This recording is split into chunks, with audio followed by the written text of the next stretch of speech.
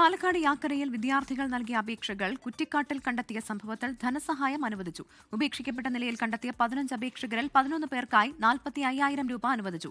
തുക അടുത്ത ദിവസം തന്നെ വിദ്യാർത്ഥികളുടെ അക്കൌണ്ടിലെത്തുമെന്ന് പട്ടികക്ഷേമ വകുപ്പ് അറിയിച്ചു.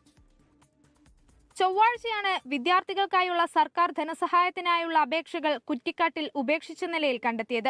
സംഭവം പുറത്തുവന്നതിന് പിന്നാലെ അപേക്ഷിച്ച 15 കുട്ടികളിൽ 11 പേരും അർഹരെന്ന് കണ്ടെത്തി. കഴിഞ്ഞ ദിവസം അപേക്ഷകൾ പട്ടികവർഗ വിഭാഗത്തിലേക്ക് കൈമാറിയെന്ന് ജില്ലാ പട്ടികവർഗ ഓഫീസർ അറിയിച്ചിരുന്നു.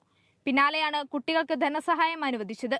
11 പേർക്കായി 45,000 രൂപയാണ് അനുവദിച്ചത്. തുക അടുത്ത ദിവസം തന്നെ വിദ്യാർത്ഥികളുടെ അക്കൌണ്ടുകളിലേക്ക് എത്തുമെന്ന് പട്ടികക്ഷേമ വകുപ്പ് അറിയിച്ചു.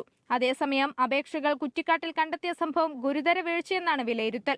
3 ദിവസത്തിനകം മറുപടി ആവശ്യപ്പെട്ട് ട്രൈബൽ എക്സ്റ്റൻഷൻ ഓഫീസർ അജീഷ് ഭാസ്കറിന് കാരണം കാണിക്കൽ നോട്ടീസ് നൽകിയിരുന്നു. 24 പാലക്കാട്. ലോകത്തെവിടെയായാലും ഏത് സമയത്തും 24 വാർത്തകളും ഓഗ്മെന്റഡ് റിയാലിറ്റി പാക്കേജുകളും എക്സ്പ്ലെയിനറുകളും വിശദമായി കാണാൻ ഞങ്ങളുടെ യൂട്യൂബ് ചാനൽ നിങ്ങൾക്ക് സബ്സ്ക്രൈബ് ചെയ്യാം.